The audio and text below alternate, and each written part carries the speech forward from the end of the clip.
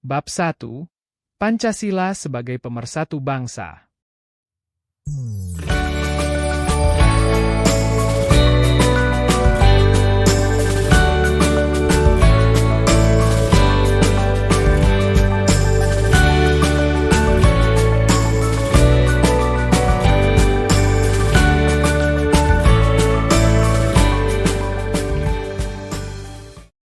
Tujuan pembelajaran.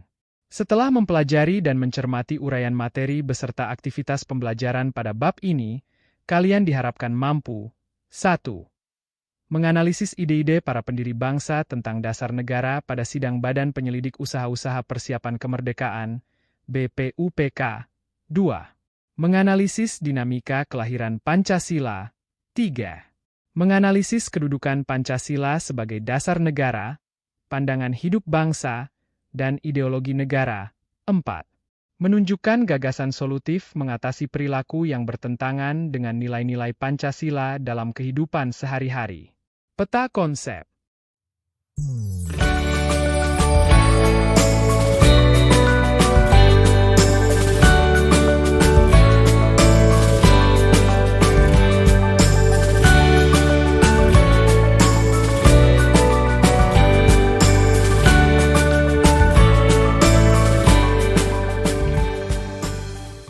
Kata kunci.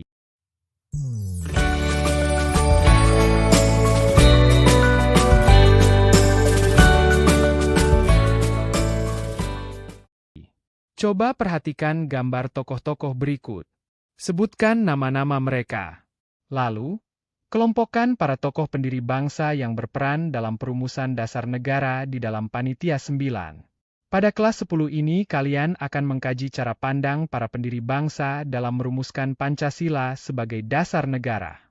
Proses perumusan Pancasila sebagai dasar negara telah dilalui dalam waktu yang panjang, mulai dari sidang Dokuritsu Zunbityo Sakai, Badan Penyelidik Usaha-Usaha Persiapan Kemerdekaan atau BPUPK, Panitia 9, sampai ditetapkan oleh Sidang Panitia Persiapan Kemerdekaan Indonesia, PPKI. Pada tanggal 18 Agustus 1945. Proses itu menyertakan sejumlah peristiwa penting seperti pidato Soekarno pada 1 Juni 1945, penandatanganan Piagam Jakarta pada 22 Juni 1945, hingga pengesahan Pancasila sebagai dasar negara dalam pembukaan UUD NRI tahun 1945 pada 18 Agustus 1945. Jika dicermati, tiap-tiap peristiwa tersebut tidak bisa dianggap berdiri sendiri. Ketiganya harus dilihat sebagai satu kesatuan proses yang mengikutsertakan beragam gagasan besar dan dinamika penting yang diperlihatkan para pendiri bangsa di dalam maupun luar sidang BPUPK dan PPKI. Selanjutnya, pada bab ini kalian juga akan mendiskusikan kedudukan Pancasila sebagai dasar negara, pandangan hidup bangsa, dan ideologi negara. Melalui subbab ini, kalian diajak menganalisis pentingnya memahami Pancasila dalam 3 kedudukannya tersebut. Kemudian, kalian juga akan mengkaji penerapan nilai-nilai Pancasila dalam kehidupan bermasyarakat, berbangsa, dan bernegara. Pada bagian ini, kalian akan diajak untuk berpikir kritis dan reflektif apakah kehidupan bermasyarakat, berbangsa, dan bernegara saat ini sudah menerapkan Pancasila. Kalian akan diminta untuk merefleksi, apakah kalian telah mengamalkan Pancasila dalam kehidupan sehari-hari? Untuk memudahkan kalian dalam mencapai kompetensi dari capaian pembelajaran ini, cermati materi berikut. A. Gagasan-gagasan para pendiri bangsa tentang dasar negara. Sidang pertama BPUPK yang berlangsung sejak 29 Mei sampai dengan 1 Juni 1945 merupakan forum bagi para pendiri bangsa untuk mendiskusikan apa yang menjadi dasar bagi Indonesia yang akan merdeka. Hal-hal yang disampaikan para pendiri bangsa dalam sidang tersebut tentu menarik untuk dicermati. Tiap-tiap tokoh tentu memiliki gagasan yang berbeda meskipun ada kemiripan satu sama lain. Kita akan mencermati lebih jauh pemikiran-pemikiran para pendiri bangsa itu, termasuk gagasan yang disampaikan Soekarno tentang Pancasila dalam pidato yang disampaikannya pada 1 Juni 1945 dalam sidang BPUPK. Selain menjadi penanda bagi lahirnya Pancasila, Pidato tersebut juga menjadi sumber atau rujukan utama bagi kita semua untuk memahami Pancasila. 1. Gagasan-gagasan dalam sidang pertama BPUPK. Pada pembukaan sidang pertama BPUPK, satu pertanyaan dilontarkan oleh Dr. Karte Rajiman Wediodiningrat selaku Ketua BPUPK dalam pidatonya. Satu pertanyaan itu berisi hal yang menjadi pokok pembahasan sidang pertama BPUPK. Pertanyaan itu berbunyi, apa dasar negara Indonesia yang akan kita bentuk? Selama 4 hari berturut-turut, 29 Mei hingga 1 Juni 1945, para anggota Dokuritsu Zunbi Tiosakai mengeluarkan pendapat-pendapat secara terbuka. Suasana persidangan memberikan kesempatan kepada para anggota BPUPK untuk menyampaikan gagasan atau pemikirannya guna menjawab pertanyaan yang disampaikan oleh Dr. Karte Rajiman Wediodiningrat. Dalam hal ini, penting untuk dicatat bahwa suasana persidangan pada saat itu relatif bebas dari gangguan dan tekanan penguasa Jepang, sehingga setiap anggota BPUPK secara leluasa mengemukakan gagasan-gagasannya. Dengan demikian, berbagai pandangan atau ide yang muncul di dalam sidang adalah murni berdasarkan aspirasi dari para anggota BPUPK. Namun demikian, gagasan-gagasan yang disajikan dalam pidato mereka lebih terkait dengan bentuk negara, cara menjalankan pemerintahan, dan sebagainya. Kalaupun ada, apa yang disampaikan mereka menyangkut persoalan dasar negara, tidak disampaikan secara utuh. Menurut Muhammad Hatta dan kawan-kawan, dalam tulisannya berjudul Uraian Pancasila, 1984, hal itu disebabkan para anggota BPUPK memang tidak ingin menjawab pertanyaan tentang dasar negara. Mereka khawatir jawaban mereka tidak secara keseluruhan dapat diterima oleh seluruh anggota sidang dan akan menimbulkan perdebatan yang berkepanjangan. Namun demikian, dari berbagai sumber sejarah, beberapa gagasan yang muncul melalui pidato-pidato yang disampaikan para pendiri bangsa dalam sidang pertama BPUPK adalah sebagai berikut.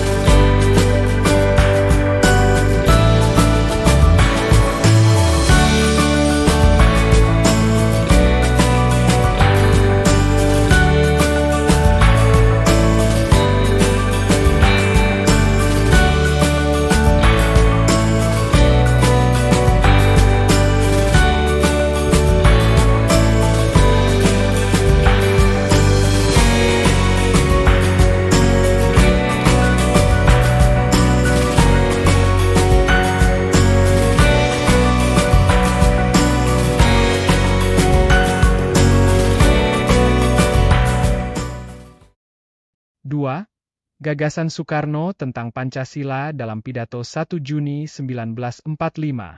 Sejarah mencatat bahwa satu-satunya orang anggota yang menjawab secara utuh dan komprehensif pertanyaan Ketua BPUPK tentang dasar negara Indonesia adalah Soekarno. Dengan berpidato tanpa teks pada 1 Juni 1945 selama 1 jam, yaitu sekitar pukul 9 sampai dengan pukul 10, Soekarno menjawab pertanyaan Dr. KRT Rajiman Weddiodiningrat mengenai dasar negara untuk Indonesia yang akan merdeka dengan mengatakan di awal pidatonya sebagai berikut.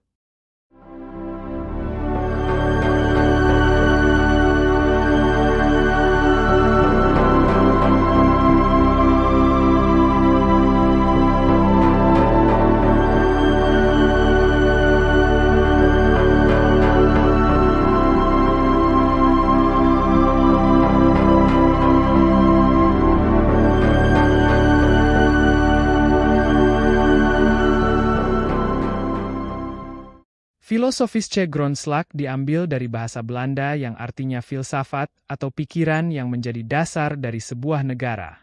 Berdasarkan pidatonya pada 1 Juni 1945, Soekarno mengemukakan bahwa Filosofische Grondslag atau pemikiran yang akan menjadi dasar bagi negara Indonesia merdeka harus bersifat kuat dan mencerminkan nilai-nilai paling mendasar, hakiki, dan penting untuk mengatur kehidupan bernegara yang didirikan di atasnya. Oleh karena itu, dalam pidatonya tersebut, Soekarno menjelaskan bahwa dasar negara yang diusulkannya bagi Indonesia merdeka adalah sebagai berikut.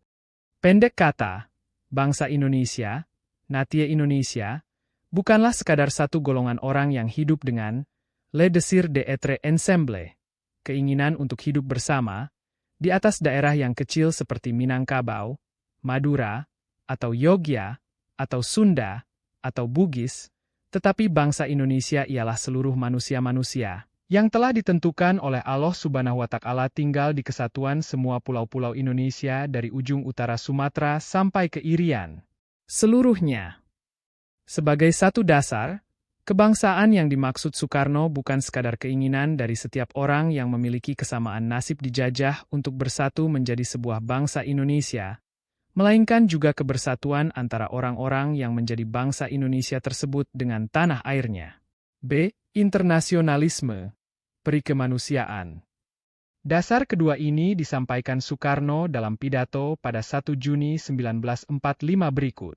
Tuan-tuan, jangan berkata bahwa bangsa Indonesialah yang terbagus dan termulia, serta meremehkan bangsa lain. Kita harus menuju persatuan dunia, persaudaraan dunia. Kita bukan saja harus mendirikan negara Indonesia merdeka, tetapi kita harus menuju pula kepada kekeluargaan bangsa-bangsa. Justru inilah prinsip saya yang kedua yang boleh saya namakan internasionalisme. Internasionalisme yang dimaksud Soekarno sebagai dasar yang kedua adalah penghargaan bangsa Indonesia terhadap nilai-nilai kemanusiaan yang universal bagi seluruh umat manusia. Dengan itu, bangsa Indonesia tidak hanya harus menjunjung tinggi nilai-nilai kemanusiaan dalam kehidupannya, tetapi juga tidak boleh meremehkan bangsa-bangsa lain dan mesti menuju persaudaraan dunia. C. Mufakat dan permusyawaratan atau perwakilan, demokrasi. Lalu sebagai dasar yang ketiga, Soekarno mengusulkan mufakat dan permusyawaratan atanalanya, demokrasi, seperti yang dijelaskan dalam pidatonya berikut ini. Kemudian, apakah dasar yang ketiga? Dasar itu ialah dasar mufakat, dasar perwakilan, dasar permusyawaratan.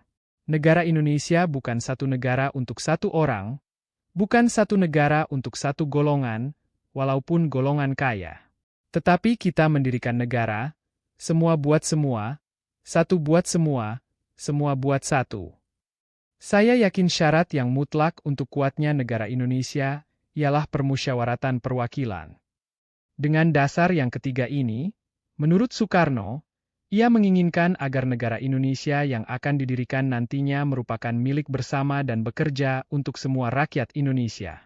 Oleh karena itu, negara harus menjunjung tinggi setiap aspirasi rakyat Indonesia untuk dapat dimusyawarahkan melalui sebuah lembaga perwakilan rakyat yang bekerja untuk kepentingan seluruh rakyat Indonesia.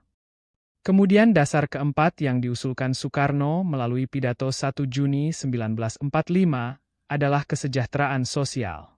Dengan dasar ini, Soekarno mengusulkan agar negara Indonesia yang berdiri kelak harus mewujudkan kesejahteraan yang tidak hanya mencakup kelompok tertentu, tetapi kesejahteraan yang dapat dinikmati secara adil oleh seluruh rakyat Indonesia. Dengan itu, perwujudan kesejahteraan sangat lekat dengan prinsip keadilan seperti yang dijelaskannya dalam pidato berikut. Prinsip nomor 4 sekarang saya usulkan, yaitu prinsip kesejahteraan. Prinsip tidak akan ada kemiskinan di dalam Indonesia merdeka. Rakyat ingin sejahtera. Rakyat yang tadinya merasa dirinya kurang makan kurang pakaian, menciptakan dunia baru yang di dalamnya ada keadilan, ketuhanan. Lalu, sebagai dasar yang kelima, Soekarno mengusulkan ketuhanan seperti yang disampaikan berikut. Prinsip ketuhanan.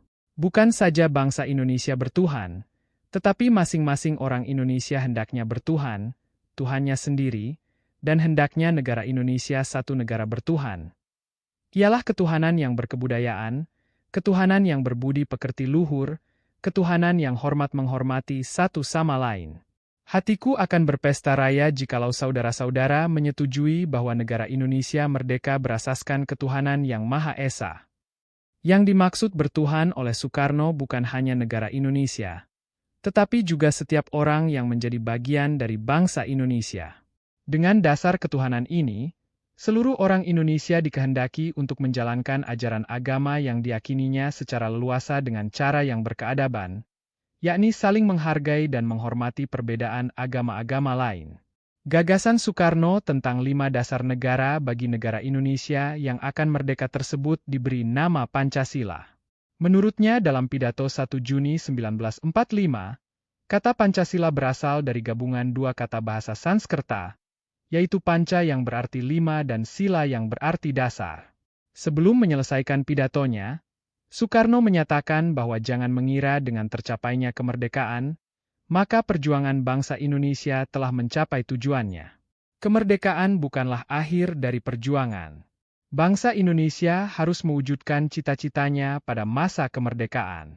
Perjuangan mewujudkan hasrat dan cita-cita seluruh rakyat Indonesia hanya akan tercapai jika rakyat tidak takut menghadapi tantangan dan risiko. Sebagai penutup pidatonya pada 1 Juni Soekarno mengatakan, kemerdekaan hanyalah didapat dan dimiliki oleh bangsa yang jiwanya berkobar-kobar dengan tekad, merdeka, merdeka atau mati. B. Dinamika kelahiran Pancasila. Dalam aktivitas pembelajaran kali ini, kalian akan mempelajari dinamika-dinamika yang terjadi dalam proses sejarah kelahiran Pancasila. Dimulai dari pendirian BPUPK, proses pembelajaran dalam subbab ini juga akan menyertakan sejumlah dinamika yang terjadi dalam proses perumusan dan pengesahan Pancasila. 1. Dinamika dalam sidang BPUPK pertama. Perjuangan bangsa Indonesia untuk keluar dari penjajahan melewati fase yang panjang. Dalam catatan sejarah disebutkan bahwa kekalahan Belanda atas Jepang dalam Perang Asia Timur Raya menyebabkan bangsa Indonesia terlepas dari penjajahan Belanda menuju ke penjajahan Jepang. Jepang dapat menguasai wilayah Indonesia setelah Belanda menyerah di Kalijati, Subang, Jawa Barat pada 8 Maret 1942. Jepang menggunakan sejumlah semboyan, seperti Jepang Pemimpin Asia, Jepang Pelindung Asia, Jepang Cahaya Asia, untuk menarik simpati bangsa Indonesia. Namun, kemenangan Jepang ini tidak bertahan lama karena pihak sekutu, Inggris, Amerika Serikat, Belanda, melakukan serangan balasan kepada Jepang untuk merebut kembali Indonesia. Sekutu berhasil menguasai sejumlah daerah. Mencermati situasi yang semakin terdesak tersebut, pada peringatan pembangunan Jawa Baroe tanggal 1 Maret 1945, Jepang mengumumkan rencananya untuk membentuk Dokuritsu Zunbi Tyosakai, BPUPK. Ini dilakukan Jepang guna mendapatkan dukungan dari bangsa Indonesia agar mampu membalikkan kembali situasi peperangan Asia Timur Raya dan memenangkannya. Sesuai dengan namanya, tugas badan tersebut ialah menyelidiki atau menyusun hal-hal yang dianggap penting bagi negara Indonesia yang hendak dihadirkan. Namun demikian, Janji itu baru ditepati pada 29 April 1945. Ini menandakan bahwa tanggal berdirinya BPUPK bukanlah 1 Maret 1945, melainkan 29 April 1945.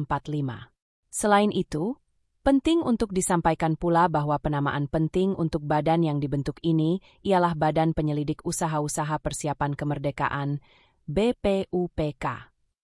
Alasannya, badan ini dibentuk oleh pemerintahan militer Angkatan Darat ke-16 Jepang yang hanya memiliki wewenang untuk Jawa dan Madura, bukan untuk seluruh Indonesia. Sementara itu, di wilayah Sumatera yang dipimpin oleh pemerintahan militer Angkatan Darat ke-25, Jepang baru mengizinkan pendirian BPUPK serupa pada 25 Juli 1945. Bahkan, untuk kawasan Indonesia seperti Sulawesi, Kalimantan, dan Maluku yang dipimpin oleh pemerintahan militer Angkatan Laut, Armada Selatan Kedua, Jepang tidak pernah mendirikan badan guna mempersiapkan kemerdekaan sebagaimana di kedua wilayah sebelumnya. Jika disimak dari hasil riset yang dilakukan oleh Darat Djadi dan Osa Kurniawan Ilham, 2020, Jepang menyusun keanggotaan BPUPK menjadi 5 kelompok, yaitu 1. Kelompok birokrat, residen, bupati, wali kota, kepala kantor, guru, dan sebagainya. 2.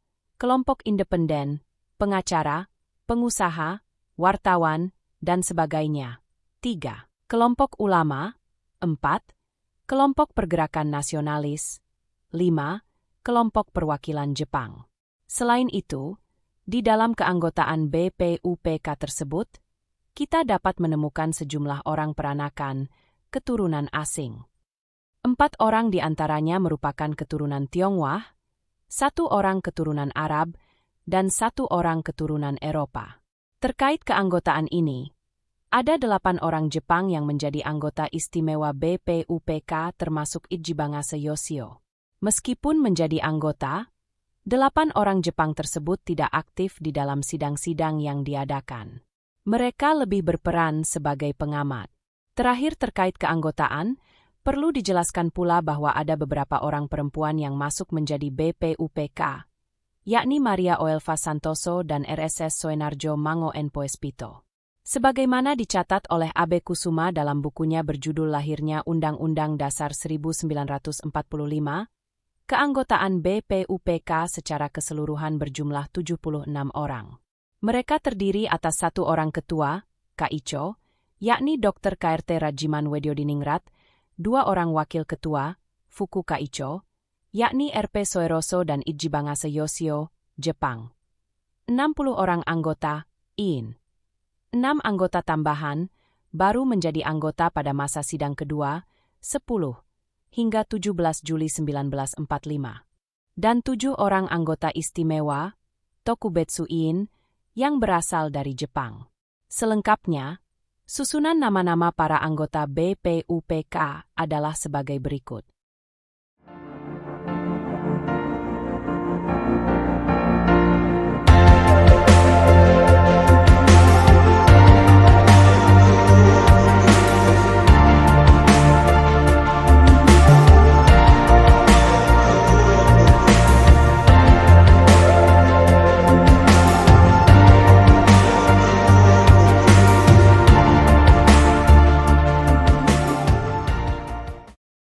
Mengenai suasana sidang BPUPK, desain tempat duduk seperti gambar di atas mungkin dapat menggambarkan cara para anggota BPUPK menyampaikan aspirasi dan berinteraksi satu sama lain. Dengan disusunnya meja dan kursi seperti itu, proses komunikasi dan musyawarah dapat berlangsung lebih baik karena setiap pembicara yang tampil di depan, dekat dengan tempat duduk ketua dan wakil ketua, dapat melihat ke setiap peserta di berbagai sudut secara lebih mudah. Sementara itu, para peserta yang tengah duduk di kursinya masing-masing akan lebih mudah menyimak seseorang yang sedang menyampaikan pandangannya di bagian tengah ruang persidangan. Dalam sejarahnya, BPUPK mengadakan 2 kali sidang. Sidang pertama yang berlangsung 29 Mei hingga 1 Juni 1945 memiliki agenda pembahasan mengenai dasar negara. Lalu pada sidang kedua yang berlangsung pada 10 hingga 17 Juli 1945, Para anggota BPUPK memiliki agenda untuk membahas rancangan Undang-Undang Dasar. Dengan adanya agenda tersebut, maka persoalan soal sejarah kelahiran Pancasila pun lebih terkait dengan sidang pertama BPUPK dibanding dengan sidang keduanya. Sebagaimana telah disinggung pada subbab sebelumnya, dalam rangka menjawab pertanyaan yang diusung oleh Dr. KRT Rajiman Wedyodiningrat tentang dasar negara pada pidato pembukaannya tanggal 29 Mei 1945, selama 4 hari berturut-turut beberapa anggota BPUPK mengeluarkan gagasan-gagasannya secara terbuka. Menurut Ananda B. Kusuma, 2004, sebagaimana dapat dilihat dari tabel 1-2 di bawah, sejak tanggal 29 Mei sampai dengan 1 Juni 1945 sekurang-kurangnya terdapat lebih dari 35 orang pendiri bangsa yang menyampaikan pendapatnya dalam sidang BPUPK yang pertama. Termasuk di antaranya Soekarno yang berpidato tentang Pancasila pada hari Jumat, tanggal 1 Juni 1945 sebagaimana yang telah kita ulas.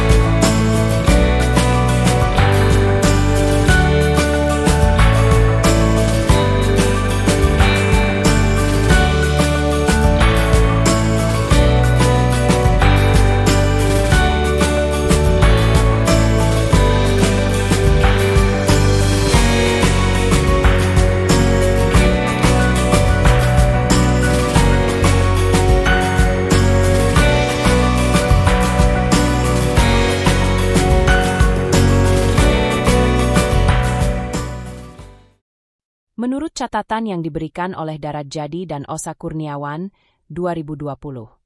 Sekalipun para pendiri bangsa memberikan pandangan-pandangan yang berbeda di dalam sidang tersebut, semuanya menggarisbawahi tentang kehendak untuk merdeka secepat-cepatnya dan perlunya meningkatkan rasa persatuan dan kesatuan bangsa untuk mencapai kemerdekaan tersebut. Dengan demikian, meskipun para anggota BPUPK terkadang memperlihatkan argumen untuk mendebat gagasan lain yang dimunculkan dalam sidang, mereka semua nampak memperhatikan betul sikap kebangsaan Indonesia yang mesti didasari pada rasa saling menghargai terhadap berbagai perbedaan yang ada.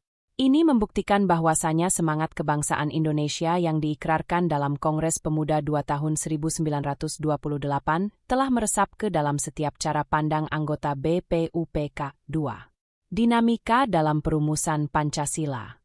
Gagasan Soekarno tentang Pancasila sebagai dasar negara yang disampaikan melalui pidatonya pada tanggal 1 Juni 1945 diterima secara aklamasi oleh seluruh anggota BPUPK.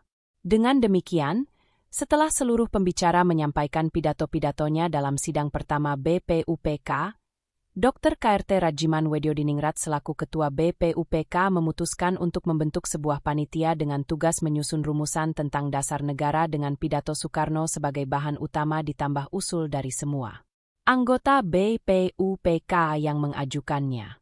Tugas tersebut mesti diselesaikan dan dilaporkan pada masa sidang yang kedua. Panitia tersebut terdiri atas 8 orang, maka dari itu, panitia ini dikenal juga dengan nama Panitia 8 yang terdiri atas A. Soekarno, B. Muhammad Hatta, C. R. Otto Iskandar Dinata, D. KHA Wahid Hasjim, E. Muhammad Yamin, F. Ki Bagus Hadikoesoemo, G. M. Soetarjo Kartohadikoesoemo, H. A. Maramis. Sebagai Ketua Panitia 8, Soekarno mengambil inisiatif untuk melakukan rapat dengan beberapa anggota BPUPK. Dengan memanfaatkan kedudukannya sebagai Ketua Chuo Sangiin, Soekarno berhasil mengumpulkan kurang lebih 32 orang anggota BPUPK yang juga merupakan anggota Chuo Sangiin dalam sidang yang diadakan pada 18-21 Juni 1945 untuk menindaklanjuti keputusan sidang pertama BPUPK. Selain 32 orang itu, ia juga mengundang anggota BPUPK yang tinggal di Jakarta meski bukan anggota. Chua Sanggian Sepertiagos Salim, Kh Kahar Mozakir Dasid Sobarjo Soetarjo Kartohadikoimo, Hindra Martono Rizino, Ginal Asikan Wijajako Asima, Maria Ulfa, Sastro Moeljono Sopamo, R.A. Wiranatakoima, Soerikman Sawandi Dan Tanang Hoa. Meskipun total yang diundang sebanyak 47 orang, yang datang hanya 38 orang. Pada rapat yang berlangsung pada 22 Juni 1945, sehari setelah sidang terakhir Chuo Sangiin berakhir, tersebut, tidak ada satupun wakil dari pemerintah pendudukan Jepang yang hadir. Oleh karena itu, dalam rapat itu Abi Koesno dapat dengan tegas mengemukakan pendapat bahwa kemerdekaan Indonesia harus dilahirkan oleh bangsa Indonesia sendiri sehingga bukan dianggap sebagai pemberian hadiah dari Jepang atau dari manapun. Di akhir pertemuan, Soekarno kemudian memutuskan untuk menyusun sebuah panitia kecil yang menggantikan keberadaan Panitia 8 yang dibentuk pada 1 Juni 1945 melalui sidang pertama BPUPK. Menurut Soekarno, pembentukan panitia yang bertugas menggantikan Panitia 8 bentukan BPUPK ini adalah untuk menghadirkan komposisi keanggotaan perumus dasar negara yang lebih mewakili pemikiran-pemikiran yang berkembang di antara para anggota BPUPK. Belakangan, panitia ini dikenal dengan nama Panitia 9 yang terdiri atas A. Soekarno, Ketua, B. Muhammad Hatta, C. A. Maramis, D. K.H.A. Wahid Hasjim, E. Muhammad Yamin, F. Abdul Kahar Moezakir, G. Haji Agus Salim. Ada dugaan bahwa sebenarnya Ki Bagus Hadikoesoemo ingin dimasukkan dalam panitia kecil tersebut. Akan tetapi, karena ia terburu-buru kembali ke Yogyakarta pada tanggal 21 Juni 1945 setelah melakukan sidang Chuo Sangiin, ia tidak masuk ke dalam panitia yang dibentuk oleh Soekarno melalui rapat tersebut. Segera setelah dibentuk, Panitia 9 melaksanakan pertemuan pada hari yang sama di rumah Soekarno, Jalan Pegangsaan Timur nomor 56 Jakarta untuk membahas rumusan pembukaan Undang-Undang Dasar Negara yang di dalamnya berisikan dasar negara yang disepakati untuk diambil dari pidato Soekarno tanggal 1 Juni 1945. Terjadi perdebatan pada rapat tersebut. Sebagian dari anggota Panitia 9 menginginkan agar Islam menjadi dasar negara, sementara sebagian yang lain menolaknya.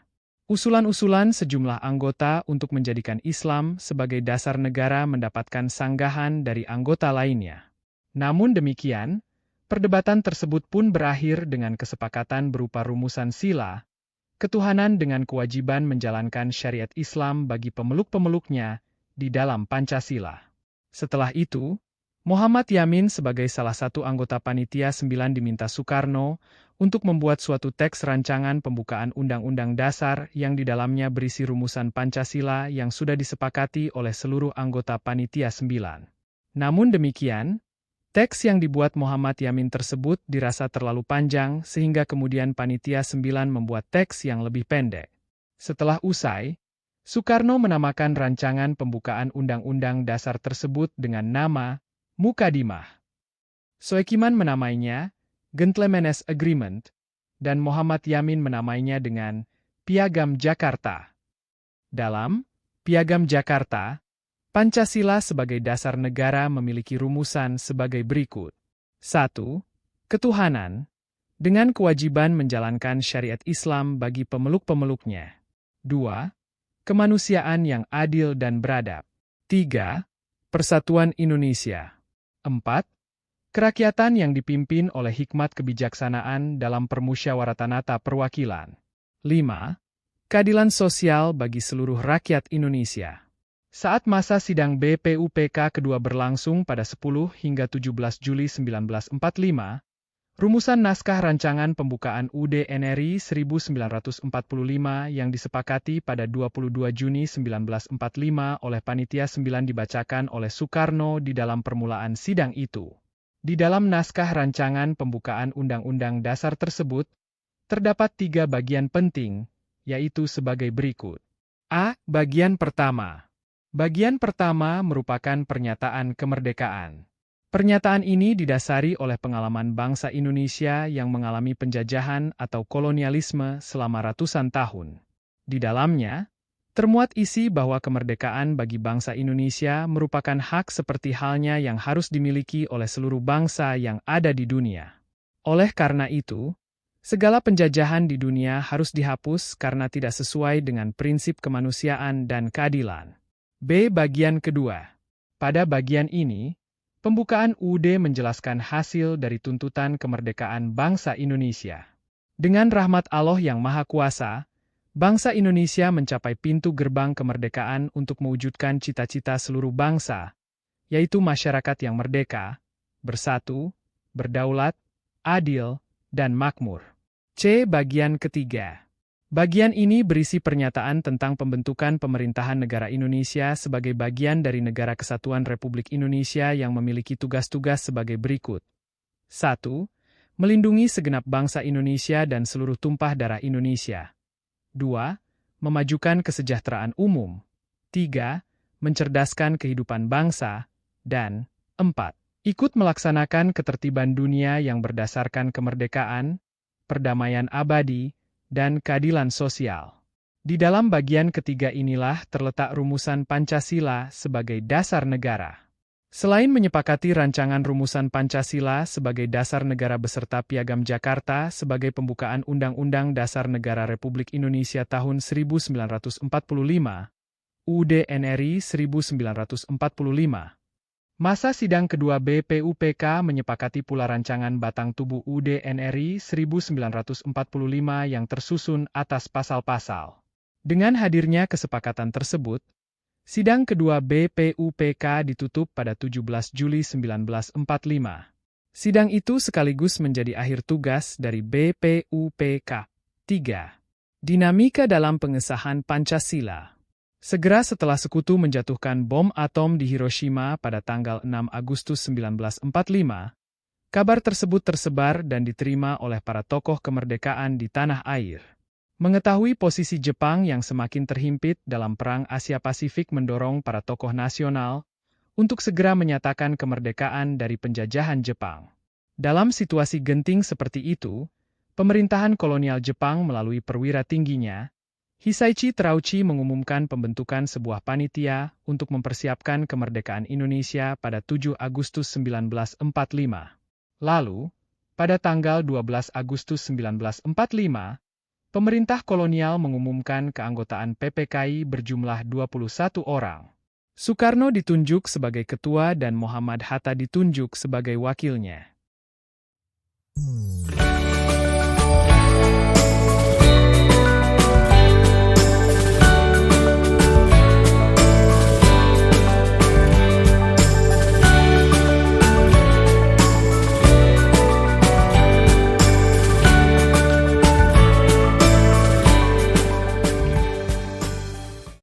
Kemudian, tanpa sepengetahuan pihak Jepang, anggota PPKI ditambah sebanyak 6 orang yang terdiri dari Ahmad Soebarjo, Sayoeti Melik, Ki Hajar Dewantara, Era Wiranata Koesoema, Kasman Singodimejo, dan Iwa Koesoema Soemantri. Dengan demikian, jumlah anggota PPKI menjadi 27 orang. Setelah BPUPK dibubarkan, PPKI mewarisi tugas dari BPUPK, yaitu mempersiapkan pelaksanaan kemerdekaan Indonesia. PPKI juga berkewajiban untuk meyakinkan rakyat di tanah air terkait kemerdekaan yang akan segera diproklamasikan. Sebelum PPKI melakukan sidang, Jepang menyerah tanpa syarat kepada Sekutu pada 15 Agustus 1945. Hal itu membuat Indonesia mengalami kekosongan kekuasaan, vacuum of power. Momentum ini langsung ditanggapi oleh para pemuda di tanah air, untuk mendesak Soekarno dan Hatta agar segera memproklamasikan kemerdekaan Indonesia. Para pemuda lantas mengadakan rapat pada 15 Agustus 1945 malam di Pegangsaan Timur, Jakarta untuk mempersiapkan kemerdekaan. Rapat yang dipimpin oleh tokoh pemuda, Cairo El Saleh, itu menyepakati bahwa kemerdekaan Indonesia adalah sepenuhnya kehendak rakyat Indonesia dan tidak bergantung pada restu pihak manapun, apalagi pihak kolonial Jepang. Selepas rapat tersebut, tokoh pemuda lainnya, Wikana dan Darwis, diutus untuk menemui Soekarno dan Hatta dan menyampaikan desakan para pemuda agar proklamasi kemerdekaan lekas dilakukan pada 16 Agustus 1945. Soekarno dan Muhammad Hatta menolak tuntutan para pemuda tersebut. St.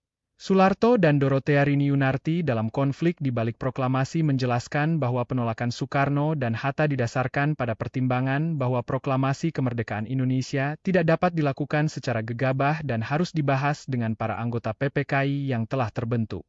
Setelah gagal membujuk Soekarno dan Hatta, kelompok pemuda tersebut mengadakan rapat kembali. Haryono Riyandi dalam proklamasi 17 Agustus 1945, Revolusi Politik Bangsa Indonesia menceritakan bahwa rapat tersebut dilakukan di Jalan Cikini nomor 71, Jakarta pada 16 Agustus 1945 pukul 00.30 waktu Indonesia Barat. Rapat tersebut dihadiri para tokoh muda termasuk diantaranya Chairul Saleh, Johar Nur, Koes Nandar, Soebadio, Margono, Soekarni, dan Singgih. Hasil rapat memutuskan untuk membawa dan mengamankan Soekarno dan Hatta keluar Jakarta agar terbebas dari pengaruh pihak Jepang. Tepat pukul 4.30 WIB para pemuda membawa Soekarno dan Hatta ke Rengas Dengklok, Karawang, Jawa Barat. Aksi ini mulanya dilakukan untuk menekan kedua tokoh tersebut agar bersedia memproklamasikan kemerdekaan sesegera mungkin di tempat itu. Akan tetapi, Soekarno dan Hatta tetap bergeming menghadapi tekanan tersebut. Kabar, penculikan, Soekarno dan Hatta akhirnya sampai kepada salah satu tokoh dari golongan tua, Ahmad Soebardjo. Ia kemudian bertemu dengan Wikana di Jakarta. Setelah mempelajari apa yang sedang terjadi, ia bersepakat bahwa kemerdekaan harus segera dideklarasikan, tetapi tetap dilakukan di Jakarta. Ahmad Soebardjo bersama dengan Soediro dan Jusuf Kunto akhirnya menuju Rengas Dengklok untuk menjemput Soekarno dan Hatta dan membawa keduanya kembali ke Jakarta. Sekembalinya rombongan ke Jakarta, Soekarno-Hatta bersama para pemuda mencapai kesepakatan bahwa proklamasi kemerdekaan Indonesia paling lambat akan dideklarasikan pada 17 Agustus 1945. Untuk mempersiapkan proklamasi kemerdekaan, mereka lantas mencari tempat aman untuk merumuskan naskah proklamasi. Perumusan naskah proklamasi terjadi di rumah milik Laksmana Tadashi Maeda, seorang perwira tinggi Angkatan Laut Jepang.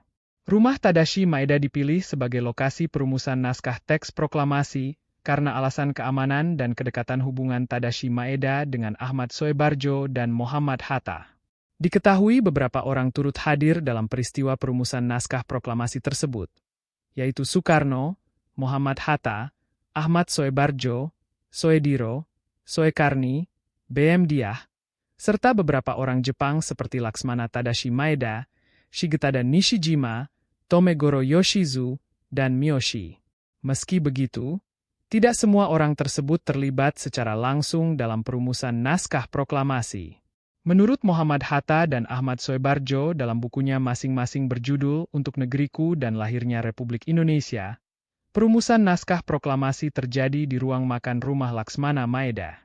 Ahmad Soebardjo menuturkan bahwa pada mulanya di ruangan tersebut hanya terdapat Soekarno, Muhammad Hatta, Laksmana Maeda, Miyoshi, dan dirinya. Saat naskah proklamasi hendak ditulis, Laksmana Maeda dan Miyoshi secara bergiliran mengundurkan diri sehingga tersisa 3 orang, yaitu Soekarno, Muhammad Hatta, dan Ahmad Soebardjo. Dalam momen perumusan naskah proklamasi yang bersejarah itu, Soekarno mempersilakan Muhammad Hatta sebagai penyusun teks proklamasi karena dipandang memiliki kemampuan berbahasa yang baik. Kendati begitu, bagi Muhammad Hatta justru Soekarno yang dipandang memiliki kemampuan menulis yang lebih baik. Akhirnya Muhammad Hatta mendikte baris-baris kalimat teks proklamasi, sementara Soekarno yang menuliskannya. Soekarno memegang pena dan menulis teks proklamasi yang terdiri atas 2 kalimat. Kalimat pertama berbunyi, "Kami bangsa Indonesia dengan ini menjatakan kemerdekaan Indonesia." Kalimat tersebut diambil dari bagian akhir alinea ketiga Piagam Jakarta.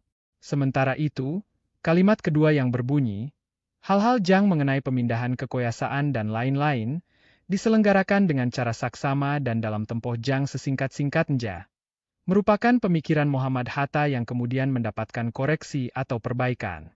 Setelah teks proklamasi dirumuskan, para tokoh bangsa yang hadir saat itu berdiskusi terkait di mana tempat pembacaan teks proklamasi akan dilakukan. Atas pertimbangan keamanan, Soekarno memilih halaman depan kediamannya di Jalan Pegangsaan Timur nomor 56 sebagai tempat pembacaan teks proklamasi. Teks proklamasi kemudian dibacakan oleh Soekarno yang didampingi Muhammad Hatta tepat pukul 10 WIB pada 17 Agustus 1945. PPKI kemudian melakukan sidang. Sidang pertama baru digelar tepat 1 hari setelah proklamasi kemerdekaan pada 18 Agustus 1945. Sidang pertama tersebut menghasilkan beberapa putusan, yaitu 1. Mengesahkan Undang-Undang Dasar Negara Republik Indonesia tahun 1945. 2. Memilih Soekarno sebagai Presiden dan Muhammad Hatta sebagai Wakil Presiden. 3. Membentuk Komite Nasional untuk membantu tugas Presiden secara sementara sebelum dibentuknya MPR dan DPR. Sidang kedua terjadi pada 19 Agustus 1945 dan menghasilkan beberapa putusan, yaitu 1. Pembagian wilayah Indonesia yang terdiri atas 8 provinsi. 2. Membentuk Komite Nasional di daerah. 3. Menetapkan 12 departemen atau kementerian Tetatetenakrararunanatake dengan masing-masing menterinya. Sementara sidang ketiga dilaksanakan pada 22 Agustus 1945 dan menghasilkan putusan, yaitu 1. Pembentukan Komite Nasional. 2. Pembentukan Partai Nasional Indonesia. 3. Dan pembentukan Badan Keamanan Rakyat atau BKR. Sidang pertama merupakan sidang terpenting dan bersejarah karena di dalamnya terdapat peristiwa penetapan Pancasila sebagai dasar negara. Sidang tersebut juga dihadiri kelompok pemuda yang diwakili oleh Chairul Saleh, Soekarni, dan Wikana. Pada kesempatan itu, Chairul Saleh memberikan kritik keras kepada PPKI yang dianggap sebagai lembaga yang masih membawa pengaruh Jepang. Ia berpandangan bahwa semenjak Indonesia merdeka, semua yang berkaitan dengan Jepang harus disingkirkan dan ia mendesak agar rapat dipindahkan ke tempat yang lebih terbuka sehingga rakyat dapat mengikuti jalannya persidangan. Selain itu, Chairul Saleh juga meminta agar PPKI diubah menjadi Komite Nasional Indonesia atau KNI.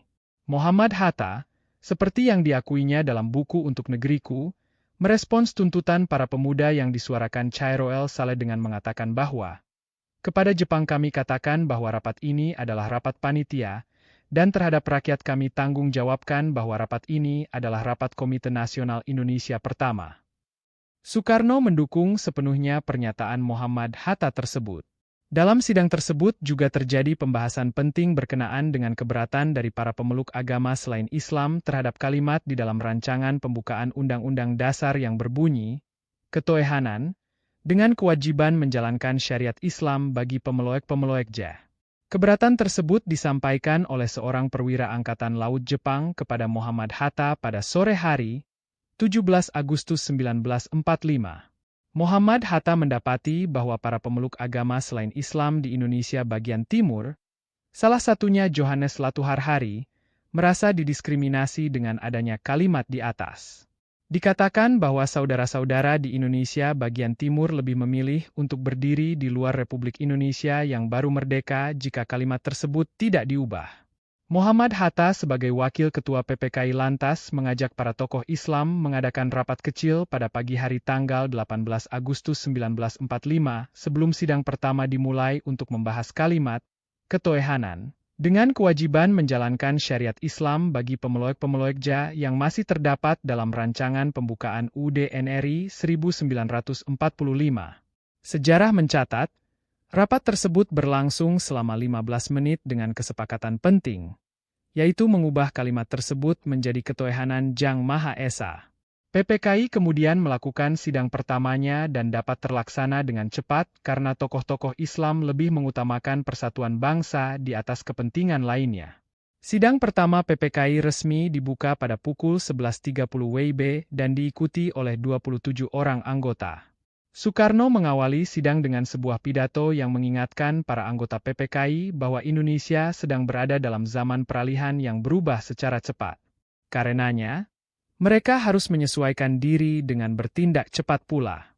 Soekarno juga menekankan di muka sidang bahwa, Janganlah kita terlalu tertarik oleh kehendak yang kecil-kecil saja, tetapi marilah kita menurut garis besar saja yang mengandung sejarah. Peristiwa bersejarah itu pun terjadi. PPKI Menjesakan Undang-Undang Dasar Negara Republik Indonesia, Tahun 1945 yang memuat rumusan 5 sila Pancasila di dalam pembukaannya. Oleh karena itu, secara bersamaan Pancasila sah menjadi dasar negara. Meski berlangsung dengan cepat, sidang pertama itu telah menjamin persatuan dan keutuhan bangsa Indonesia untuk selama-lamanya.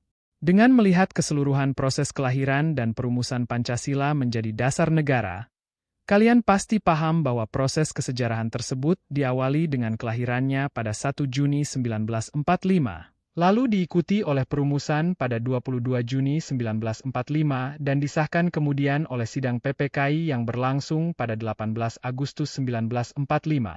Pada hari pengesahannya itu, para pahlawan pendiri bangsa Indonesia bermufakat bahwa Pancasila adalah dasar negara Indonesia yang terdiri dari 1.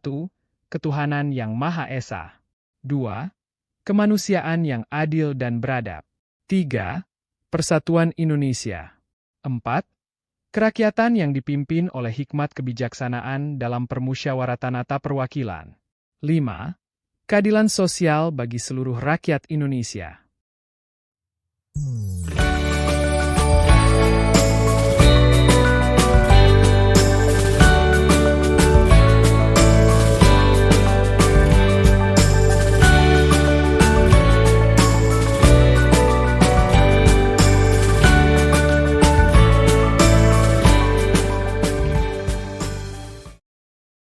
Sebelum lebih lanjut membahas subbab ini, bacalah kembali secara saksama pidato Soekarno tentang Pancasila. Dalam pidatonya Soekarno menyebut Pancasila dengan 2 istilah, yakni filosofische Grondslag dan Weltanschauung. Filosofische Grondslag disebutkan sebanyak 4 kali. Sementara itu, istilah Weltanschauung tidak kurang dari 30 kali disebutkan dalam pidatonya pada tanggal 1 Juni 1945. Tahukah kalian berasal dari bahasa apa dan apa arti dari 2 istilah asing tersebut? Istilah filosofische Grondslag berasal dari bahasa Belanda. Jika diartikan ke dalam bahasa Indonesia berarti, filsafat atau pemikiran yang menjadi norma dasar. Istilah filosofische Grondslag atau filsafat dasar negara dapat dimaknai sebagai nilai-nilai penting yang dijadikan dasar atau alasan dari didirikannya sebuah negara. Pengertian tersebut menjelaskan bahwa Pancasila sebagai filsafat dasar negara dapat kita pahami sebagai sistem pemikiran yang berisi nilai-nilai atau prinsip yang membuat negara Indonesia dapat berdiri. Jika Pancasila sebagai dasar negara rusak, akan rusak pula negara Indonesia. Keberadaan Pancasila sebagai filosofische Grondslag dapat dimaknai sebagai sebuah fondasi atau dasar yang di atasnya berdiri negara Indonesia. Layaknya sebuah rumah, makin kokoh fondasi rumah tersebut, akan makin kuat bangunan di atasnya. Begitupun negara Indonesia yang dapat berdiri kokoh apabila memiliki dasar negara yang kuat. Sebuah dasar yang berisi pemikiran dan semangat yang membuat negara Indonesia dapat merdeka dari penjajahan, memiliki bangsa yang bersatu, berdaulat, serta bercita-cita merealisasikan masyarakat Indonesia yang adil dan makmur. Filsafat dasar negara Indonesia yang bernama Pancasila terdiri atas 5 sila atau prinsip yang berbunyi. 1. Ketuhanan yang Maha Esa. 2. Kemanusiaan yang adil dan beradab. 3. Persatuan Indonesia. 4. Kerakyatan yang dipimpin oleh hikmat kebijaksanaan dalam permusyawaratan atanalanya. Dan 5. Keadilan sosial bagi seluruh rakyat Indonesia. Pada pidato Pancasila 1 Juni 1945, Soekarno menggunakan kata Weltanschauung untuk menjelaskan Pancasila sebagai sudut pandang bangsa Indonesia dalam memandang dunia. Dalam hal ini, kita dapat memaknai Weltanschauung sebagai sebuah perspektif atau cara pandang yang dimiliki sebuah bangsa untuk melihat dan berpikir tentang apa yang ada di sekitarnya. Sebagaimana halnya budaya, adat istiadat, atau norma yang senantiasa membuat tindakan kita menjadi sesuai dengan cara pandangan tersebut. Pancasila sebagai pandangan hidup memiliki arti sebuah pedoman atau pegangan hidup yang bersumber dari kehidupan bangsa Indonesia masa lalu yang mengajarkan setiap orang yang hidup di masa kini dan masa datang untuk bersikap dan berperilaku mulia. Pada sila pertama, Pancasila sebagai pandangan hidup mengajarkan bangsa Indonesia untuk selalu menjadi bangsa yang beriman dan bertakwa terhadap Tuhan Yang Maha Esa dan bangsa yang bertoleransi terhadap perbedaan praktik-praktik ibadah umat beragama lain.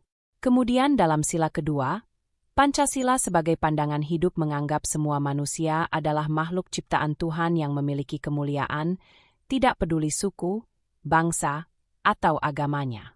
Sementara itu sila ketiga, Pancasila sebagai pandangan hidup mengingatkan bangsa Indonesia untuk selalu mencintai tanah air, bangsa, dan bahasanya. Selain itu, sila yang memiliki bunyi, Persatuan Indonesia, itu menghendaki pula agar setiap orang dapat menghargai berbagai macam perbedaan suku, agama, dan budaya yang ada di Indonesia dengan menjunjung semboyan Bhinneka Tunggal Ika. Begitu pula dengan sila keempat, kerakyatan yang dipimpin oleh hikmat kebijaksanaan dalam permusyawaratan tanalanya. Dengan nilai-nilai yang terkandung di dalamnya, Pancasila sebagai pandangan hidup memberikan pesan agar bangsa Indonesia menjadi bangsa yang mengedepankan nilai-nilai kerakyatan atau demokrasi dalam kehidupan bernegara. Sebagai pandangan hidup, Pancasila juga mendorong kita untuk bermusyawarah dan lebih mengutamakan kepentingan umum daripada kepentingan pribadi atau golongan. Dalam kehidupan sehari-hari, berbagai keputusan menyangkut kepentingan bersama mestinya diambil dengan jalan musyawarah dan mufakat.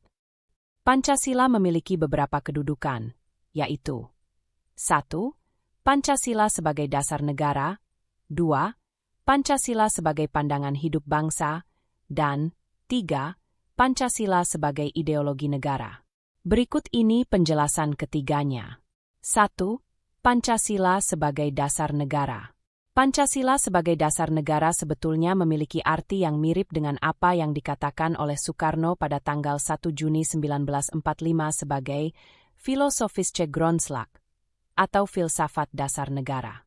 Dalam konteks ini, Pancasila berkedudukan secara formal dalam tatanan hukum negara Indonesia sebagai norma dasar atau aturan prinsip yang tidak dapat diubah.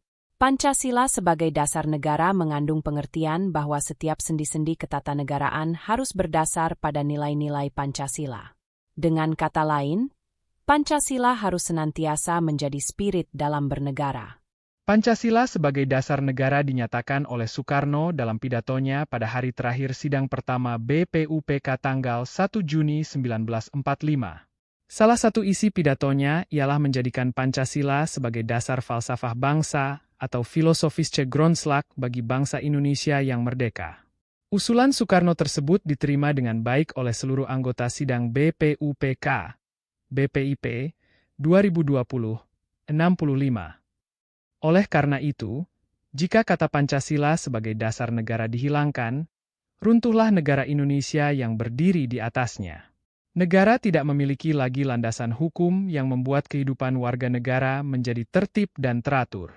Hal ini tertuang dalam Undang-Undang Nomor 15 Tahun 2019 tentang perubahan atas Undang-Undang Nomor 12 Tahun 2011. Regulasi ini kemudian direvisi dan lahirlah Undang-Undang Nomor 13 Tahun 2022 tentang pembentukan peraturan perundang-undangan. Berdasarkan peraturan ini, kita dapat mengetahui kedudukan Pancasila sebagai dasar negara dan sumber dari segala sumber hukum di Indonesia. Kedudukan Pancasila sebagai sumber dari segala sumber hukum berimplikasi bahwa seluruh peraturan perundang-undangan di Indonesia tidak boleh bertentangan dengan Pancasila. Kalian dapat menyimak infografik berikut untuk menambah pemahaman kalian tentang kedudukan Pancasila sebagai dasar negara. Secara hierarkis, Pancasila sebagai nilai dasar berada pada puncak piramida.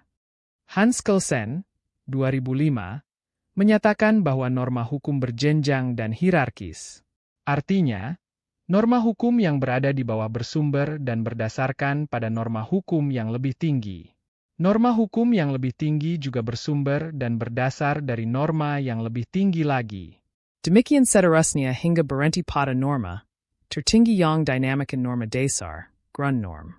Dalam konteks Indonesia, Pancasila merupakan Grundnorm dalam tertib hukum dan sistem norma hukum Indonesia. Sesuai dengan pengertiannya, seluruh peraturan perundang-undangan merupakan sebuah tatanan yang dibuat untuk mengatur kehidupan bernegara. Peraturan tersebut dibuat agar kehidupan warga negara Indonesia berjalan dengan baik. Jika ada warga negara yang melanggar peraturan, akan diberikan hukuman atau sanksi sesuai dengan pelanggaran hukum yang dilakukannya.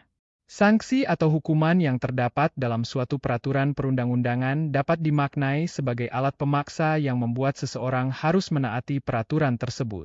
Pancasila sebagai dasar negara memiliki kedudukan sebagai berikut.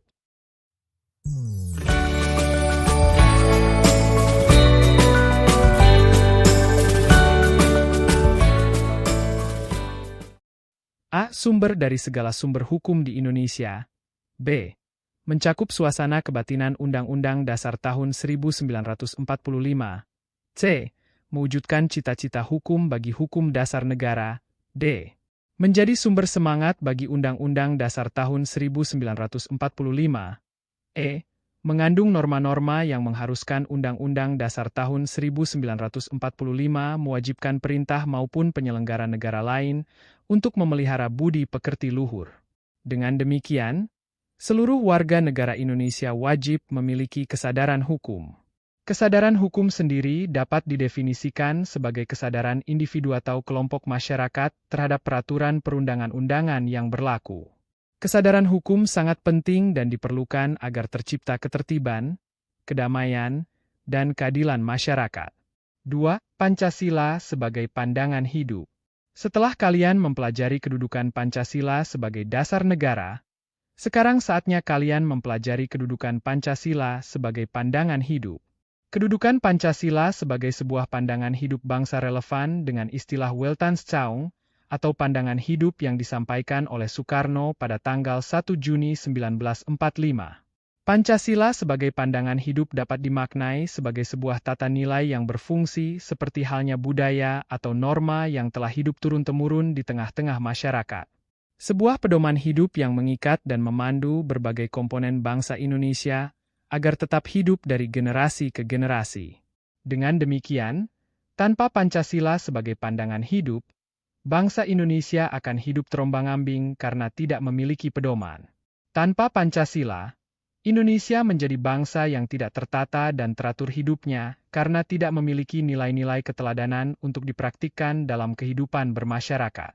Jika diperhatikan, contoh praktik Pancasila sebagai pandangan hidup bangsa banyak ditemui di masyarakat dalam bentuk yang beraneka ragam. Mengingat bangsa Indonesia merupakan bangsa beragam dengan suku, budaya, serta keyakinan beragama yang berbeda-beda. Kehadiran Pancasila sebagai pandangan hidup bangsa pun diperlihatkan melalui bentuk-bentuk praktik yang beraneka ragam di tengah-tengah kehidupan masyarakat Indonesia. Singkatnya, setiap suku bangsa dan agama memiliki praktik-praktik Pancasila yang khas. Hadirnya pemahaman yang bervariasi tersebut menyebabkan kedudukan Pancasila sebagai pandangan hidup bangsa perlu dipahami sebagai cara pandangan bangsa Indonesia untuk melihat segala macam perbedaan kesukuan dan agama dalam masyarakat sebagai suatu keniscayaan. Hal ini sebagaimana semboyan negara, Bhinneka Tunggal Ika. Setiap orang yang merasa dirinya menjadi bagian dari bangsa Indonesia, meskipun berbeda suku atau agamanya, sama-sama bersaudara. Persaudaraan itu didasari oleh pemahaman bahwa ada nilai-nilai Pancasila yang sama yang melekat di dalam diri masing-masing. Kelekatan itu bisa saja berasal dari tradisi budaya suku yang diajarkan maupun dari ajaran agama yang dianutnya. Adapun fungsi Pancasila sebagai pandangan hidup ialah sebagai berikut. A. Pancasila merupakan pedoman menyelesaikan berbagai persoalan hidup masyarakat Indonesia. B. Pancasila dapat menjadi alat atau cara untuk memecahkan berbagai problematika sosial, politik, ekonomi, dan budaya agar bangsa ini kian maju. C. Masyarakat Indonesia memiliki pedoman untuk membangun dirinya sesuai dengan cita-cita bangsa. D. Pancasila mampu mempersatukan masyarakat dengan beragam perbedaan latar belakang. 3. Pancasila sebagai ideologi negara. Dewasa ini kalian pasti pernah mendengar atau membaca kata ideologi. Ideologi berasal dari bahasa Yunani. yaitu ideos yang bermakna ide dan logos yang bermakna ilmu pengetahuan.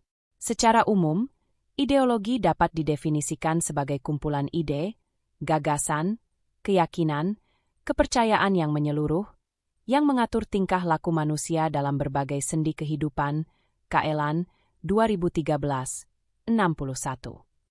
Dalam konteks ideologi negara, Pancasila dapat diartikan sebagai sistem kehidupan nasional yang mencakup dimensi politik, ekonomi, sosiokultural, pertahanan, dan keamanan untuk mencapai tujuan negara yang didasarkan pada dasar negara.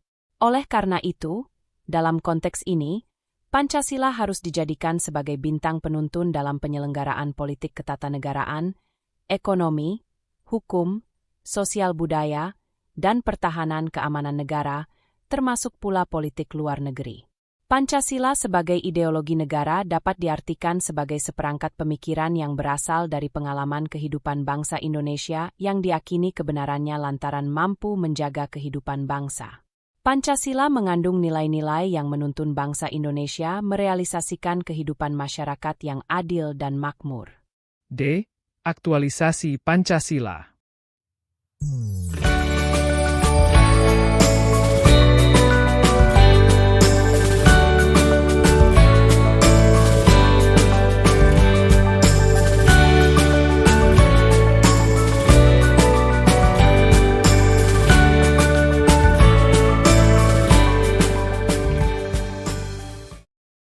Bagian keempat ialah praktik pengamalan atau pepena Pancasila. Di bagian ini, kalian akan dikenalkan pada praktik-praktik pengamalan Pancasila yang terjadi di tengah kehidupan. Hal ini penting untuk memberikan teladan kepada kalian bagaimana mengamalkan Pancasila di dalam kehidupan sehari-hari. 1.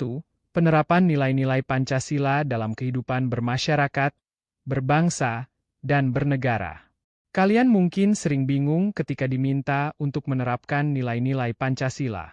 Padahal, sebagaimana kata Soekarno, Pancasila bukan sesuatu yang asing bagi bangsa Indonesia. Sebaliknya, Pancasila digali dari nilai dan tradisi yang dimiliki oleh bangsa Indonesia. Pancasila bukan sekedar hafalan. Lambang Pancasila tidak cukup hanya dicantumkan di surat-surat resmi kenegaraan atau buku-buku. Lambang Garuda tidak cukup hanya dipajang di kelas. Lebih dari itu, nilai-nilai Pancasila harus kita terapkan dalam kehidupan sehari-hari. Oleh karena itu, ketika melakukan refleksi apakah kalian menerapkan nilai-nilai Pancasila, kalian perlu memahami isi dari tiap-tiap sila tersebut. Berikut ini beberapa pertanyaan kunci yang dapat kalian refleksikan terkait dengan penerapan Pancasila dalam kehidupan sehari-hari. Tentu saja, sejumlah pertanyaan lain dapat dikembangkan sesuai dengan makna dari tiap-tiap sila tersebut.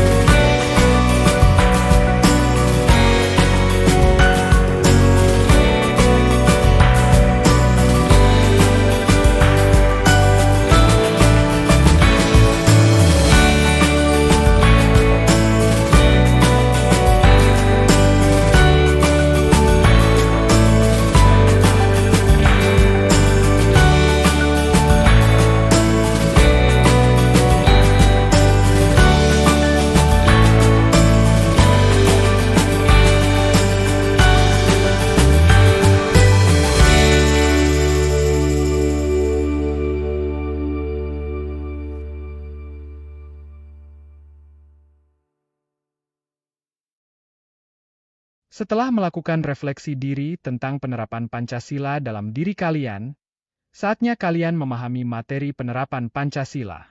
Bacalah teks di bawah ini untuk menambah pemahaman kalian tentang penerapan Pancasila dalam kehidupan bermasyarakat, berbangsa, dan bernegara. Penerapan Pancasila 1. Ketuhanan Yang Maha Esa. Dalam konteks kehidupan berbangsa, sila pertama ini merefleksikan bahwa bangsa Indonesia adalah bangsa yang percaya kepada Tuhan Yang Maha Esa sehingga mereka dapat melaksanakan ajaran-ajaran agamanya secara nyaman dan saksama tanpa mengalami gangguan. 2. Kemanusiaan yang adil dan beradab. Sila kedua ini memberikan pengertian bahwa setiap bangsa Indonesia dijunjung tinggi, diakui, dan diperlakukan sesuai dengan harkat dan martabatnya selaku ciptaan Tuhan Yang Maha Esa. Oleh karena itu, sebagai warga negara, setiap manusia Indonesia memiliki derajat yang sama, hak dan kewajiban yang sama, sehingga segala tindakan yang melanggar kemanusiaan, seperti perundungan, bullying, diskriminasi, dan kekerasan antar sesama tidak dapat dibenarkan. Sila ini secara eksplisit juga menyebut kata adil dan beradab, yang berarti bahwa perlakuan terhadap sesama manusia harus adil dan sesuai dengan moral etis serta adab yang berlaku. Sayangnya, kehidupan berbangsa kita tidak sepenuhnya dapat menerapkan hal ini. Masih banyak terjadi tindakan-tindakan yang tidak menghargai harkat dan martabat manusia, seperti perundungan, diskriminasi, ujaran kebencian, bahkan kekerasan terhadap peserta didik dan guru. 3. Persatuan Indonesia. Sila ketiga ini memberikan syarat mutlak kepada setiap bangsa Indonesia untuk menjunjung tinggi persatuan. Persatuan di sini bukan bermakna terjadinya penyeragaman dari keragaman yang ada. Melalui sila ini setiap bangsa Indonesia yang beragam ini diminta untuk bersatu padu, kompak tanpa perpecahan untuk bersama-sama memajukan bangsa dan negara Indonesia. 4. Kerakyatan yang dipimpin oleh hikmat kebijaksanaan dalam permusyawaratan atau perwakilan. Dalam konteks berbangsa, sila ini menegaskan bahwa segala keputusan di lingkungan masyarakat harus dilakukan dengan penuh hikmat kebijaksanaan melalui mekanisme musyawarah. Karena itulah, untuk melaksanakan kegiatan atau program bersama di masyarakat harus ditempuh dengan cara musyawarah. Prinsip musyawarah ini menyadarkan kita bahwa setiap bangsa Indonesia memiliki hak, kedudukan, dan kewajiban yang setara sehingga tidak boleh ada seseorang atau satu kelompok yang merasa paling otoritatif dan merasa paling benar. 5. Keadilan sosial bagi seluruh rakyat Indonesia. Keadilan adalah nilai universal yang harus dipraktikkan oleh setiap bangsa Indonesia. Keadilan di sini tidak hanya terkait dengan keadilan hukum. Dalam konteks kehidupan berbangsa, keadilan di sini dapat bermakna bahwa setiap bangsa Indonesia berada dalam posisi yang setara, baik terkait dengan harkat, martabat, hak, dan kewajibannya. Oleh karena itu, merendahkan orang lain karena, misalnya, status sosial, jenis kelamin, agama, dan budaya adalah bentuk dari ketidakadilan. Untuk bersikap adil harus dimulai dari cara pikir yang adil. Sayangnya, ada banyak ketidakadilan yang terjadi di sekitar kita. Sekadar contoh, perempuan mendapatkan perlakuan tidak adil karena keperempuanannya. Ia tidak mendapatkan hak belajar yang setara dengan laki-laki, dipaksa menikah muda, dan masih banyak contoh lain dari ketidakadilan ini dalam kehidupan masyarakat. 2. Gagasan solutif mengatasi perilaku-perilaku yang bertentangan dengan Pancasila. Upaya untuk menerapkan Pancasila dalam kehidupan sehari-hari merupakan hal yang paling menantang dari materi Pancasila. Apalagi di era revolusi industri 4.0 yang salah satunya ditandai dengan pesatnya kemajuan teknologi. Tantangan dan peluang mengimplementasikan Pancasila pada 30 tahun yang lalu tentu berbeda dengan hari ini karena perubahan kodrat zaman dan kodrat alam. Pada era ini, berkat perkembangan teknologi informasi, dunia ini seperti mengecil. Sebab, dengan bantuan teknologi informasi, satu wilayah dapat terhubung dengan wilayah lainnya. Misalnya, kalian yang berada di desa dapat berkomunikasi dengan orang yang lokasinya sangat jauh jika kalian terhubung dengan internet, baik melalui ponsel maupun laptop atau komputer.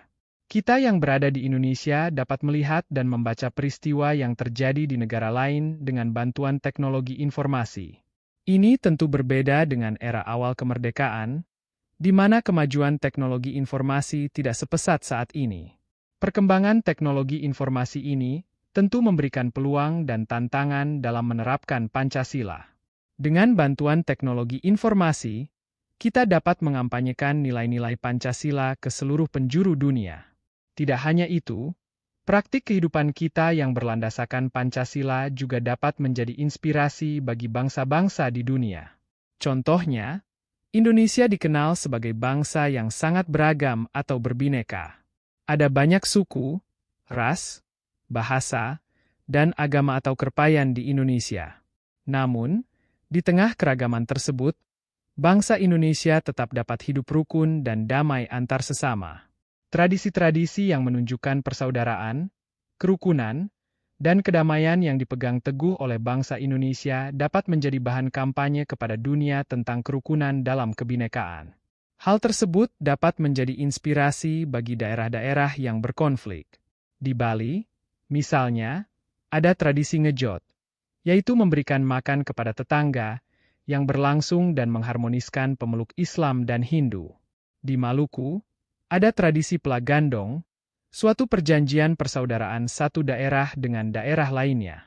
Ketika suatu daerah terikat dengan perjanjian persaudaraan, mereka harus saling menolong, saling membantu, sekalipun di dalamnya terdapat perbedaan agama. Di Papua ada tradisi bakar batu yang dilakukan untuk mencari solusi saat terjadi konflik. Selain itu, masih banyak contoh lainnya. Tradisi dan kearifan lokal yang dimiliki oleh bangsa Indonesia itu dapat disebarluaskan melalui teknologi informasi. Di balik peluang tersebut, tersimpan juga tantangan yang tidak mudah. Karena teknologi informasi pula, kita dapat terpengaruh hal-hal buruk dari luar yang tidak sesuai dengan Pancasila dan tradisi kita.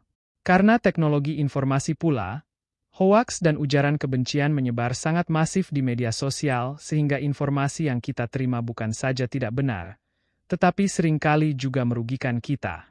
Dengan teknologi informasi, ideologi-ideologi yang bertentangan dengan Pancasila juga akan berpengaruh terhadap kehidupan berbangsa. Ide-ide yang mengarah pada radikalisme dan terorisme juga dapat memengaruhi kita. Dengan teknologi informasi, narkoba juga dapat menyebar dengan cepat, bahkan masuk ke desa dan perkampungan. Untuk mengasah kreativitas dan gagasan kalian serta menepis kekhawatiran tentang perilaku-perilaku menyimpang terkait penerapan Pancasila di era 4.0 ini, bacalah artikel berikut ini. Berpancasila di era media sosial. Menurut data We Are Social tahun 2019, pengguna media sosial di Indonesia mencapai 150 juta atau sebesar 56% dari total populasi rakyat Indonesia. Dan setiap tahunnya pengguna internet terus mengalami peningkatan yang signifikan. Sejumlah penelitian menyebutkan bahwa media sosial menjadi tempat penyebaran hoaks yang sangat masif. Kementerian Komunikasi dan Informatika, Kominfo, hingga 5 Mei 2020, mencatat sebanyak 1.401 konten hoaks dan disinformasi terkait COVID-19 yang beredar di masyarakat. Riset dailysocial.id melaporkan bahwa informasi hoaks paling banyak ditemukan di platform Facebook, 82,25%, WhatsApp, 56,55%, dan Instagram, 29,48%. Dan sebagian besar responden, 44,19%, yang ditelitinya tidak yakin memiliki kepiawaian dalam mendeteksi berita hoaks. Selain hoaks, media sosial juga digunakan untuk menyebarkan ujaran kebencian, pemikiran intoleransi, dan radikalisme. Sejumlah lembaga penelitian telah menunjukkan betapa masifnya penyebaran hoaks, ujaran kebencian, intoleransi, dan radikalisme yang dilakukan melalui media sosial. Namun di sisi lain, media sosial juga dapat digunakan untuk menyebarkan sejumlah gagasan dan program yang baik.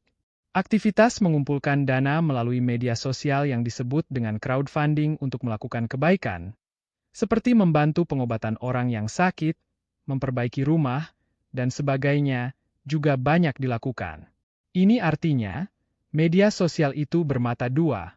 Ia bisa menjadi alat untuk menebar kebaikan pada satu sisi, dan menjadi alat untuk melakukan pengrusakan sosial pada sisi yang lain. Kata kuncinya adalah bagaimana agar media sosial dapat digunakan untuk melakukan kebaikan, membantu sesama, menyuarakan keadilan. Kalian harus mengetahui bahwa permasalahan dalam penerapan Pancasila tidak hanya terlihat dalam sebuah contoh kasus, tetapi juga dalam setiap butir sila dalam Pancasila. Berikut gagasan solutif penerapan Pancasila dalam setiap butirnya. Ketuhanan yang Maha Esa. Persoalan yang sering muncul terkait sila pertama ini ialah masih maraknya kasus intoleransi dan radikalisme agama. Hal ini tidak hanya terjadi pada agama tertentu, tetapi hampir pada semua agama. Pelaku intoleransi dan radikalisme agama acap menyalahkan kelompok atau paham keagamaan di luar keyakinannya. Persoalan lain di Indonesia ialah potensi konflik berbasis agama. Bangsa Indonesia yang majemuk rentan terhadap konflik berbasis agama.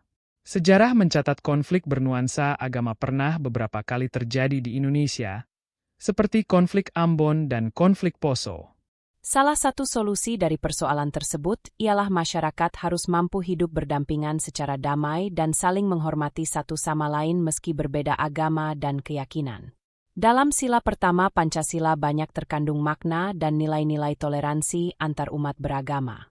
Oleh karena itu, setiap pemeluk agama mestinya mampu mengimplementasikan nilai-nilai tersebut dalam kehidupan sehari-hari.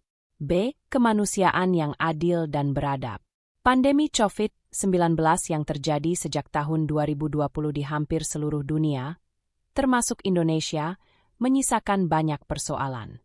Pandemi COVID-19 tidak hanya mengakibatkan jutaan nyawa melayang, tetapi juga menyisakan berbagai persoalan kemanusiaan lainnya. Angka pengangguran dan kemiskinan meningkat tajam. Banyak orang yang kelaparan dan kesulitan mencari makan. Tindak kriminalitas meningkat tajam. Ketakutan dan kecemasan juga menghinggapi banyak orang. Kompleksitas persoalan pandemi COVID-19 menyulut krisis kemanusiaan. Di masa COVID-19, persoalan kemanusiaan acap kali diabaikan.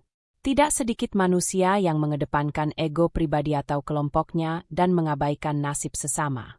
Banyak orang yang menghalalkan berbagai cara, seperti korupsi, merampok, mencuri, dan menipu demi bertahan dan memenuhi kebutuhan hidup.